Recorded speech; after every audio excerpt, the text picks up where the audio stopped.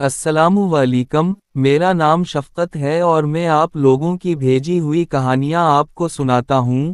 آج کی کہانی دو بہنوں کی ہے جو بہت دلچسپ ہے۔ آپ آرام سے ٹیک لگا کر ان لڑکیوں کی کہانی سنیں، تو چلتے ہیں کہانی کی طرف۔ السلام علیکم شفقت بھائی، میری کہانی کچھ یوں ہے کہ شادی کے بعد بہت عرصے تک میرے والدین اولاد کی نعمت سے محروم رہے۔ کچھ مدت اسی انتظار میں گزر گئی کہ اللہ تعالیٰ کسی وقت اپنا کرم کر دے گا اور وہ اولاد کی خوشی دیکھ سکیں گے۔ اسی لیے، لوگوں کے کہنے کے باوجود انہوں نے کوئی بچہ گود نہ لیا، بلکہ دعا اور دوا میں مصروف رہے۔ جب دل سے دعائیں کی جائیں تو وہ ضرور قبول ہوتی ہیں۔ میرے والدین کی بھی دعا قبول ہو گئی، اور شادی کے 10 سال بعد قدرت نے ہمارے گھر کے آنگن میں ایک نہیں، بلکہ 2 پھول کھلا دیے، اور یوں ہم جڑواں بہنیں پیدا ہوئیں۔ امی اور ابو کو دوہری خوشی ملی، لیکن ساتھ ہی مشکلات بھی۔ جڑواں بچیوں کی پرورش امی کے لیے ایک دشوار مرحلہ تھا، مگر انہوں نے خوشی خوشی اس مشکل کو برداشت کیا، کیونکہ وہ طویل انتظار کے بعد اولاد کی نعمت سے سرفراز ہوئے تھے۔ سب سے بڑی مشکل یہ تھی کہ ہم دونوں بہنوں کی شکل و صورت ایک جیسی تھی، اور ہمیں پہچاننا بہت مشکل تھا۔ اگرچہ نام علیحدہ علیحدہ رکھ دیے گئے تھے، لیکن کوئی یہ سمجھ نہیں پاتا تھا کہ گل مینا کون ہے اور زرمینا کون۔ خود والدین کو بھی ہماری پہچان میں دشواری ہوتی۔ اس مسئلے کے حل کے لیے امی نے ایک بچی کے بال رکھ دیے اور دوسری کا سر منڈو دیا، مگر یہ بھی ایک عارضی حل تھا۔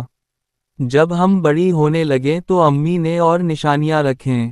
آخرکار ایک پائیدار حل یہ نکالا گیا کہ میرے بازو پر میرا نام، گل مینا، اور بہن کے بازو پر، زرمینا، گودو دیا گیا۔ اب جب بھی کوئی مغالطہ ہوتا، امی ابو ہمارے بازو دیکھ کر شناخت کر لیتے۔ وقت گزرتا گیا، اور ہم دونوں بڑی ہو گئیں۔ ہمارے بعد صرف ایک بھائی پیدا ہوا، اور ماں کے لیے گلشن کے یہ 3 پھول بہت تھے۔ وہ ہمیں پا کر اتنی خوش تھیں جیسے انہیں دنیا جہان کی تمام خوشیاں مل گئی ہوں۔ امی نے ہمیں میٹرک تک تعلیم دلوائی، پھر سلائی، کڑھائی اور کھانے پکانے کے کورس کروائے، تاکہ ہم جس گھر جائیں، وہاں کسی کو تکلیف نہ ہو، بلکہ دوسروں کے لیے باعث رحمت بنیں۔ ہم نے والدین کے گھر ایک اچھی اور پرسکون زندگی گزاری تھی، آئندہ کی فکر بھی نہیں تھی، مگر اگر کسی کو ہماری فکر تھی تو وہ امی تھیں۔ وہ ہمیشہ ہمارے اچھے نصیب کے لیے دعا کرتی رہتی تھیں اور کہتی تھیں کہ بیٹیاں بہت پیاری ہوتی ہیں، مگر ان کے نصیب سے ڈر لگتا ہے۔ خدا کرے ان کے مقدر اچھے ہوں، ورنہ والدین جیتے جی مر جاتے ہیں۔ یہی وجہ تھی کہ ماں باپ ہمیشہ بیٹیوں کے لیے اچھے نصیب کی دعا کرتے ہیں، اور میری امی خصوصاً اس لیے بھی دعا کرتی تھیں کہ انہوں نے یہ نعمت بڑی منتوں اور مرادوں کے بعد پائی تھی۔ اب امی ابو نے ہمارے رشتوں کے لیے تگ و دو شروع کر دی۔ وہ غیروں میں رشتہ کرنے سے ڈرتے تھے، لہٰذا انہوں نے اپنوں میں رشتے کی خواہش کا اظہار کیا۔ میری پھپھو نے اپنے بیٹے وقاص کے لیے حامی بھر لی، اور یوں میری شادی میرے کزن سے طے پا گئی، مگر مجھ سے اس بارے میں نہیں پوچھا گیا۔ گھر والوں کا خیال تھا کہ اس معاملے میں لڑکیوں سے رائے لینے کی ضرورت نہیں۔ یہی ہمارے خاندان کی روایت تھی، اس لیے میں چپ رہی اور ماں باپ کی مرضی کو اپنی قسمت سمجھ کر قبول کر لیا۔ جب وقاص کو معلوم ہوا کہ گل مینا کو اس کی شریک حیات بنایا جا رہا ہے تو اس نے شادی سے انکار کر دیا، کیونکہ ہمارے خاندان میں لڑکوں سے بھی اس بارے میں رائے لینے کی روایت نہیں تھی۔ دراصل، وہ کسی اور لڑکی کو پسند کرتا تھا۔ اس کے انکار پر سب گھر والے پریشان ہو گئے۔ میری دادی جان وقاص کے گھر والوں کے پاس گئیں اور انکار کی وجہ پوچھی۔ وہ ان کا اکلوتا بیٹا تھا، اس لیے اس کے والدین اپنی اولاد کی خواہش کے آگے خاموش تھے، مگر ہمارے خاندان میں اگر کسی لڑکی کی منگنی ہو کر ٹوٹ جائے یا لڑکا شادی سے انکار کر دے تو اسے بڑی ذلت کی بات سمجھا جاتا تھا۔ دادی جان نے وقاص سے خود بات کی اور کہا، بیٹا، مجھے اپنی مجبوری بتاؤ تاکہ میں اس مسئلے کا حل نکالوں۔ جب دادی نے اسے محبت اور اعتماد دیا تو وقاص نے بتایا کہ وہ کسی اور لڑکی کو پسند کرتا ہے اور اسی سے شادی کرنا چاہتا ہے۔ دادی جان نے اس سے کہا، اس میں پریشانی کی کیا بات ہے؟ تم گل مینا سے شادی کر لو، پھر میں تمہاری دوسری شادی تمہاری پسند سے کروا دوں گی۔ دادی کی یقین دہانی پر وقاص راضی ہو گیا، اور یوں میں اس کی دلہن بن کر اس کے گھر چلی گئی۔ عام لڑکیوں کی طرح مجھے دلہن بننے کی کوئی خوشی نہ ہوئی، کیونکہ میرا دل مستقبل کے خدشات میں گھرا ہوا تھا۔ جب میں شادی کے بعد اپنے سسرال پہنچی، تو سب نے مجھے خوش آمدید کہا۔ مجھے سجے ہوئے کمرے میں پہنچا دیا گیا۔ میں دھڑکتے دل کے ساتھ اپنے دولہا کے قدموں کی چاپ سننے کی منتظر تھی۔ وہ آئے اور گھونگھٹ اٹھانے سے پہلے ہی کہہ دیا، گل مینا، تم صرف چند دن کے لیے میری بیوی ہو، کیونکہ میں ناز سے محبت کرتا ہوں اور جلد ہی اس سے شادی کرنے والا ہوں۔ یہ سن کر میرے حواس مختل ہو گئے، مگر میں نے صبر کیا اور وقاص کا دل جیتنے کی کوشش کی۔ میں اس کی ہر ضرورت کا خیال رکھتی، رات دیر سے آنے پر اس کے لیے دروازہ کھولتی، کھانے کا پوچھتی، مگر اس پتھر دل پر کوئی اثر نہیں ہوتا تھا۔ گھر کے بڑے سمجھتے تھے کہ شادی کے بعد اس کی سوچ بدل جائے گی، مگر وہ اپنی محبوبہ کی یاد میں پہلے سے بھی زیادہ بے قرار ہو گیا اور دوسری شادی کے لیے ضد کرنے لگا۔ میں اندر ہی اندر گھلتی رہی، مگر زبان سے کوئی شکوہ نہ کیا۔ پھر ایک دن وقاص جلدی گھر آیا اور مجھ سے کہا، تیار ہو جاؤ، میں تمہیں سیر کے لیے لے جا رہا ہوں۔ میں حیران رہ گئی، مگر اس کے ساتھ چلی گئی۔ اس دن اس نے مجھے باہر کھانے پر لے جانے کے علاوہ بازار سے کپڑے اور زیور بھی لا کر دیے۔ میں اور میرے گھر والے یہ سمجھنے لگے کہ شاید اب اس نے دوسری شادی کا ارادہ ترک کر دیا ہے اور مجھے قبول کر لیا ہے، مگر یہ سب ایک سراب ثابت ہوا۔ بالآخر وقاص نے ناز سے شادی کر لی اور اسے گھر لے آیا۔ اس نے مجھے اور میری بیٹی کو ایک طرف کر دیا اور ساری توجہ اپنی نئی بیوی پر مرکوز کر دی۔ میرا دل خون کے آنسو روتا تھا، مگر میں مجبور تھی۔ میری ساس نے مجھے صبر کی تلقین کی، مگر میں خود کو بے بس محسوس کر رہی تھی۔ وقت گزرتا گیا، اور پھر ایک دن ناز اپنے دوسرے بچے کی پیدائش کے دوران دنیا سے رخصت ہو گئی۔ وقاص پر غم کا پہاڑ ٹوٹ پڑا، اور میں نے اس کے بچوں کو ماں جیسا پیار دیا۔ وقت کے ساتھ ساتھ وقاص نے میری قدر کرنا شروع کر دی اور اب مجھے ناز کہہ کر بلانے لگا، مگر میں برا نہیں مانتی تھی، کیونکہ وہ اب مجھے عزت دینے لگا تھا۔ میری زندگی میں سکون آ گیا تھا، مگر میری بہن کی قسمت مجھ سے بھی زیادہ خراب نکلی۔ اس کی صورت ہی نہیں بلکہ قسمت بھی ہو بہو مجھ سے ملتی جلتی ہے۔ لگتا ہے کاتب تقدیر نے قسمت لکھتے وقت ہم دونوں کی تقدیر کو ایک ہی قلم سے لکھ دیا تھا۔ جب اس کے بارے میں بتاؤں گی تو آپ حیران ہوں گے۔ جس لڑکے سے زرمینہ کی شادی کی جا رہی تھی، وہ بھی ہمارا رشتہ دار اور کسی اور لڑکی کو پسند کرتا تھا۔ وہ بھی والدین کا اکلوتا تھا، اس کا نام زوہیب تھا۔ وہ جس محلے کی لڑکی کے چکر میں تھا، اس لڑکی کا نام شمع سمجھ لیں۔ زوہیب پروانہ وار شمع پر نثار تھا۔ ادھر اس کے والدین اس شادی میری بہن سے کرنے پر تلے ہوئے تھے۔ آخر جیت والدین کی ہوئی اور زوہیب کی شادی زرمین سے ہو گئی، یعنی بالکل میری طرح کا قصہ ہوا۔ ماں باپ کے اصرار پر اس نے زرمین سے شادی کر تولی، لیکن اس کا دل شمع میں تھا۔ پہلے روز اس نے میری بہن کا گھونگھٹ نہ اٹھایا اور کہا کہ دنیا کی نظروں میں تم میری بیوی سہی، لیکن میری نظر میں تم ایک غیر لڑکی رہو گی۔ اگر تمہیں میرے ساتھ ایسی زندگی قبول ہے تو بے شک رہو، ورنہ طلاق لے لینا۔ یہ شادی میرے والدین نے زبردستی مجھ پر مسلط کی ہے۔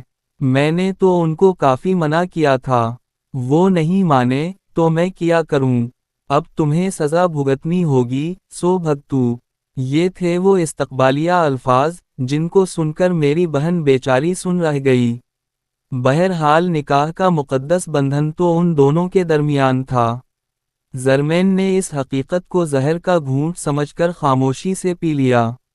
کسی سے اس بات کا تذکرہ نہ کیا اور میکے پلٹنے کی بجائے سسرال میں رہنے کو عزت جانا۔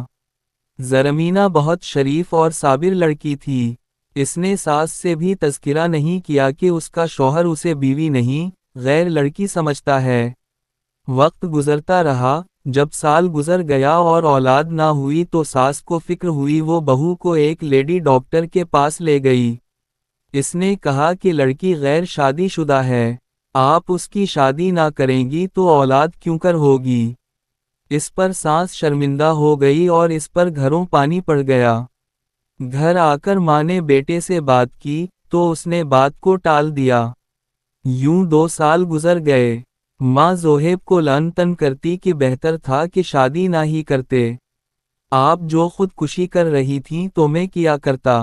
آپ کی خوشی پوری کرنے کے لیے تو دولہا بن گیا اور اس کو دلہن بنا کر لے آیا ہوں، اور کیا کروں؟ عرض زوہیب ضد کا پکا تھا۔ وہ بیوی کو اس کے حقوق اور پیار نہ دے سکا، بلکہ ماں سے کہا، اگر چاہتی ہیں کہ زرمینہ بطور بہو اس گھر میں رہے تو میری شادی شمع سے کرا دیجئے۔ ماں نے ڈنڈا اٹھا لیا، لیکن میری بہن نے حوصلے سے کام لیا اور شوہر سے کہا، آپ امی جان سے نہ الجھیں، جو مسائل ہیں ہم خود حل کریں گے۔ زوہیب نے اکیلے میں بیوی سے فرمائش کی کہ تم میری کزن بن کر شمع کے گھر جاؤ اور میرے رشتے کی بات کرو۔ شمع کے والدین کی یہی شرط ہے کہ لڑکے کے گھر سے کوئی رشتہ لینے آئے۔ زرمین نے مجھے بلایا اور قسمیں دے کر ساتھ لے گئی۔ ہم شمع کے گھر گئے، رشتے کی بات کی۔ انہوں نے ہاں کہہ دی۔ لڑکی ایف اے پاس اور شکل واؤ صورت میں اچھی تھی، لیکن اس کو ایک نظر دیکھتے ہی مجھے اندازہ ہو گیا کہ اس کا چال چلن درست نہیں ہے۔ خاندان بھی اچھا نہ تھا، ماں باپ بھی ایسے ویسے ہی تھے۔ ہم نے آ کر زوہیب کو یہ رپورٹ دی تو وہ الٹا ہم پر برہم ہوا کہ حسد کے مارے تم لوگ کیڑے نکال رہے ہو، ورنہ شمع ایسی ویسی نہیں ہے۔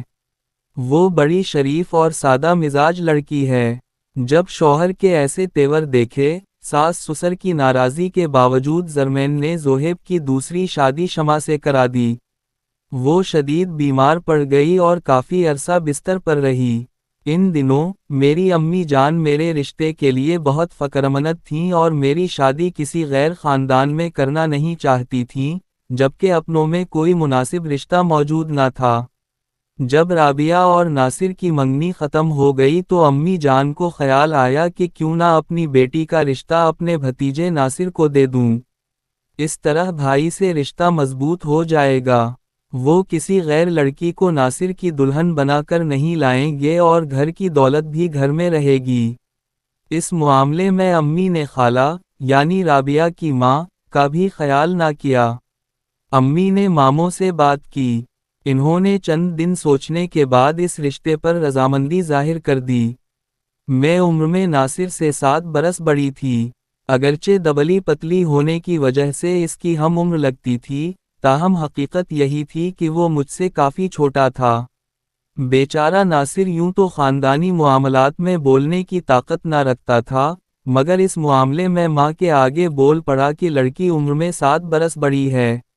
اس پر ممانی برہم ہو کر گویا ہوئے کہ نادان لڑکی بڑی ہے تو کیا ہوا، سگھڑ ہے، اپنے خاندان سے ہے، دیکھی بھالی ہے، غیروں میں رشتہ کریں گے تو نہ جانے وہ کیسے لوگ ہوں، کیسے رنگ دکھائیں، ہم مشکل میں پڑ جائیں گے۔ ماں نے ناصر کو سمجھا بجھا کر چپ کرا دیا۔ میں جانتی تھی کہ ناصر بادل نخواستہ یہ شادی کر رہا ہے، مگر میں کیا کر سکتی تھی؟ میں بھی تو مجبور تھی، کچھ بول نہیں سکتی تھی اور نہ ہی میری اس معاملے میں کوئی چلتی تھی۔ میں ناصر اور رابعہ کی گہری محبت سے بھی واقف تھی، مگر اس رشتے کے ٹوٹنے میں میرا کوئی دوش نہیں تھا۔ بہرحال میری شادی ناصر سے ہو گئی اور میں بیاہ کر ماموں کے گھر آ گئی۔ ناصر کا رویہ میرے ساتھ سرد پہر والا تھا۔ میری ساس ہر وقت اسے سمجھاتی رہتی تھیں، اور وہ مجبورہ میرے ساتھ میاں بیوی کا رشتہ نبھا رہا تھا، ورنہ اس کا دل گھر میں نہیں لگتا تھا۔ وہ کسی چیز میں بھی دلچسپی نہیں لیتا تھا۔ میں نے اسے خوش رکھنے کی ہر ممکن کوشش کی، کیونکہ اس کے دکھ سے واقف تھی۔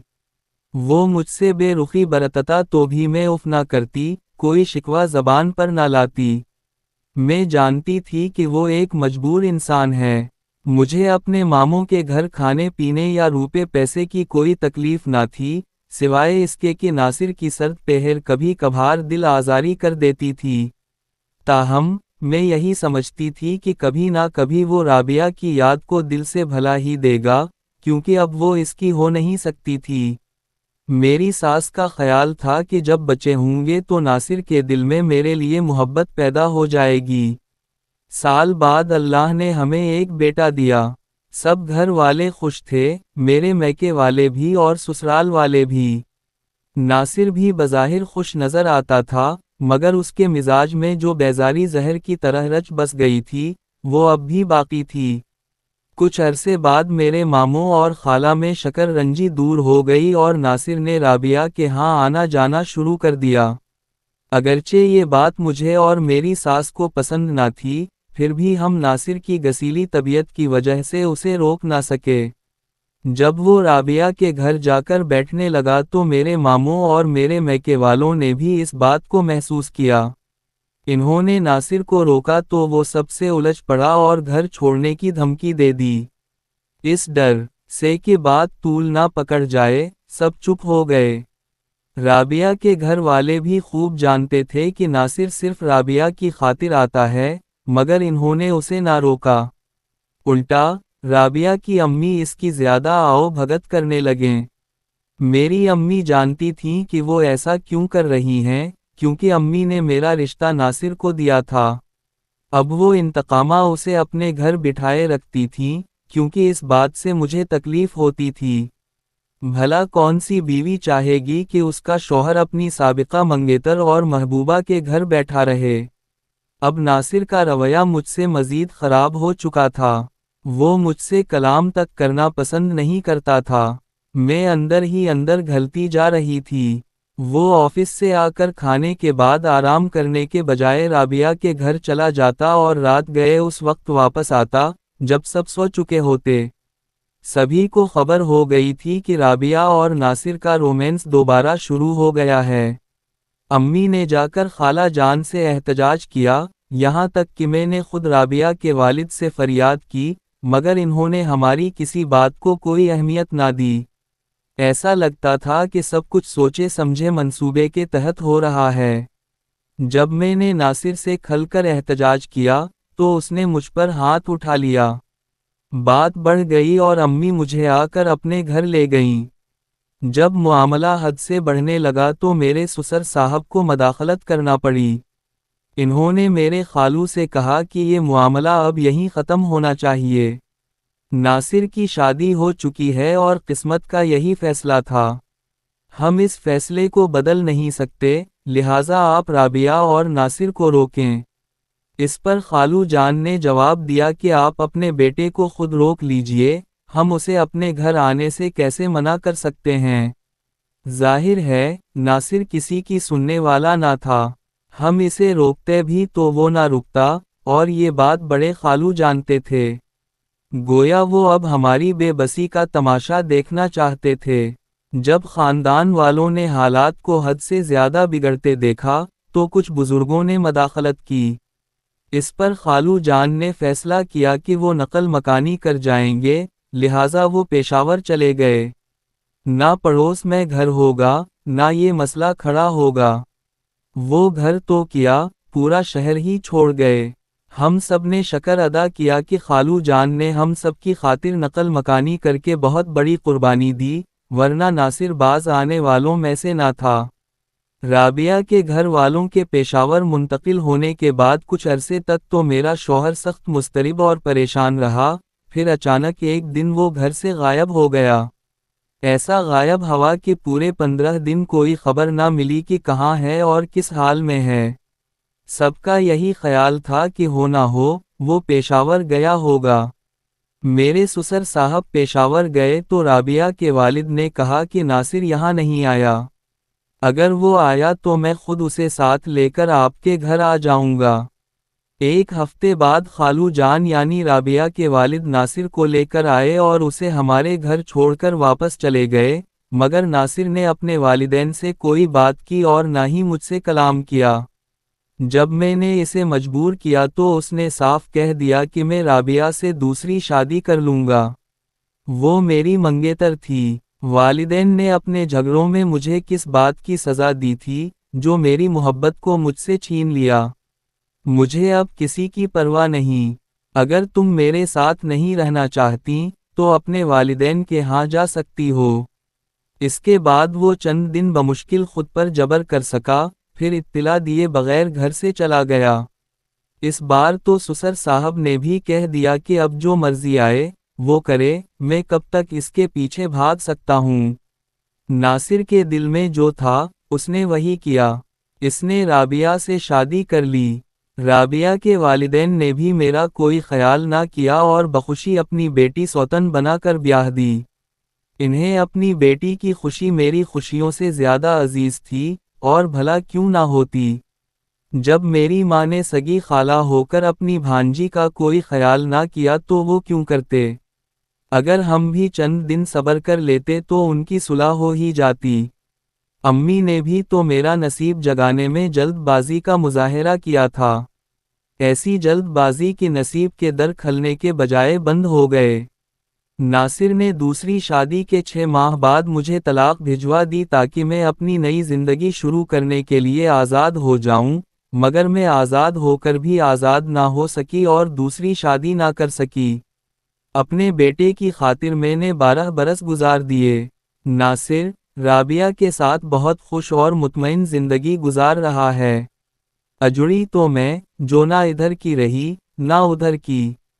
شاید اس کی وجہ رابعہ سے ناصر کی محبت کے علاوہ یہ بھی تھی کہ میں اپنے خاوند سے 7 برس بڑی تھی اور لوگوں کا کہنا تھا کہ یہ بے جوڑ شادی تھی۔ پہلی رات زہیب نے شمع کو بتا دیا کہ زرمین میری کزن نہیں، بیوی ہے، جس پر اس نے کہا کہ تم زرمینہ کو طلاق دے دو۔ زہیب نے کہا، طلاق کا رواج ہمارے خاندان میں نہیں ہے، میں اسے طلاق نہیں دوں گا، البتہ تم چاہو تو الگ گھر میں رکھوں گا۔ زہیب جس گھر میں رہتا تھا، اس کے ساتھ والا گھر خالی تھا۔ یہ بھی ان کا ہی تھا، پہلے کرائے پر تھا، جب کرایہ داروں نے خالی کر دیا تو زہیب نے گھر کو سجا کر نئی بیوی کو اس میں شفٹ کر دیا۔ اب میری بہن ساس سر کے ساتھ رہتی تھی اور زہیب اپنی نئی بیوی کے ساتھ برابر والے گھر میں رہتا تھا۔ شروع میں یہ دونوں بہت خوش و خرم رہے، پھر کھٹپٹ رہنے لگی کیونکہ روزانہ ہی شمع کے والدین کے علاوہ اس کے رشتہ دار اور کزن بھی گھر آنے لگے، جس پر زہیب کو الجھن ہوتی تھی، تاہم وہ اب بھی زرمینہ کے پاس بیٹھنا یا اس سے بات کرنا گوارا نہیں کرتا تھا۔ بس ماں باپ سے دن میں 1 مرتبہ ملنے آتا اور تھوڑی دیر بیٹھ کر چلا جاتا۔ میں نے محسوس کیا کہ شمع شوہر کو نہیں چاہتی تھی، لیکن زہیب اس پر فریفتہ تھا۔ اس کی ہر بات مانتا اور ہر فرمائش پوری کرنے کی کوشش کرتا تھا۔ انہی دنوں زہیب کا تبادلہ نزدیکی شہر ہو گیا۔ اب وہ صرف اتوار کو آتا، باقی دنوں ڈیوٹی پر رہتا تھا۔ جلد ہی محلے والوں نے شکایت کی کہ شمع کے گھر بدمعاش لوگ آتے ہیں اور اس طرح محلے کا ماحول خراب ہوتا ہے۔ یہ کون لوگ ہیں؟ سسر نے پریشان ہو کر شمع سے پوچھا تو اس نے کہا کہ میرے کزن آتے ہیں تو محلے والوں کو کیوں اعتراض ہے؟ کیا ان کے گھروں میں ان کے رشتہ دار نہیں آتے؟ کیا ہم نے کسی پر اعتراض کیا ہے؟ سسر بیچارے چپ ہو گئے۔ دراصل اس کی دوستیاں اور لوگوں سے تھیں اور شادی کے بعد بھی یہ لوگ اس عورت سے رابطہ رکھے ہوئے تھے۔ یہ بدمعاش قسم کے لوگ تھے، جن سے جان چھڑوانا اب شمع کے بس کی بات نہ رہی تھی، ورنہ وہ اسے ذلیل کرنے کی دھمکیاں دیتے تھے۔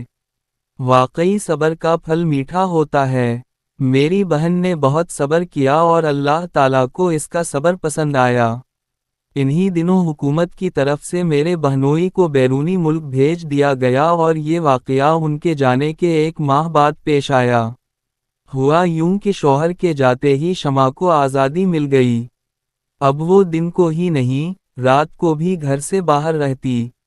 میں کے جانے کے بہانے وہ جہاں چاہتی چلی جاتی اور جب سسر صاحب اس کے میکے بہو کا پتہ کرنے جاتے تو وہ لوگ کہتے بس ابھی کسی سہیلی کے گھر گئی ہے، آتی ہی ہوگی۔ ہمارے یہاں ایسی آزادی کا تصور نہیں تھا، لیکن شمع والوں کا ماحول ہم سے بالکل الگ اور مختلف تھا۔ بہرحال ساس سسر کو پتہ چل گیا کہ وہ اچھی عورت نہیں ہے۔ انہوں نے کہہ دیا جب تک زوہیب نہیں آ جاتا تم نے ہماری اجازت کے بغیر کہیں نہیں جانا۔ شمع کی خدا جانے ایسی کیا مجبوری تھی کہ وہ باز نہ آئی۔ اس نے گھر میں ہی برائی شروع کر دی۔ اچانک ایک روز زوہیب بغیر اطلاع گھر آ گیا تو گھر میں 3-4 نوجوانوں کے ساتھ بیوی نے محفل جمائی تھی اور دعوت کر رکھی تھی۔ زوہیب کی آنکھوں میں خون اتر آیا، اس نے فون کر کے اسی وقت پولیس کو بلایا اور بدمعاشوں کو ان کے حوالے کیا، بیوی کو بھی بہت مارا، بچی چھین لی اور بیوی کو طلاق دے کر اس کے میکے روانہ کر دیا۔ بچی کو لا کر میری بہن کی گود میں ڈالا کہ اب یہ تمہاری ذمہ داری ہے، اسے تم ماں بن کر پالو گی۔ اس کے بعد زوہیب کو سمجھ آ گئی کہ اچھی عورت کیا ہوتی ہے اور بری عورت کیسی ہوتی ہے۔ اچھی عورت ہی بیوی بنانے کے لائق ہوتی ہے۔ اپنے بچوں کی ماں کے لیے عزت دار عورت سے ہی نکاح ہونا چاہیے۔ اگر غلط عورت سے شادی ہو جائے تو نسل تباہ ہو جاتی ہے۔ زرمین نے صبر کیا۔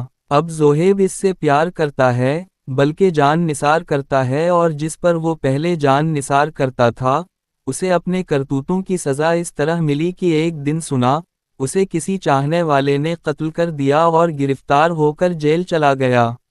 آج شمع کے ماں باپ پچھتاتے ہیں کہ ہم نے کیوں بیٹی کو ایسی روش پر چلایا جس کا انجام دکھ اور رسوائی کے سوا کچھ نہ تھا۔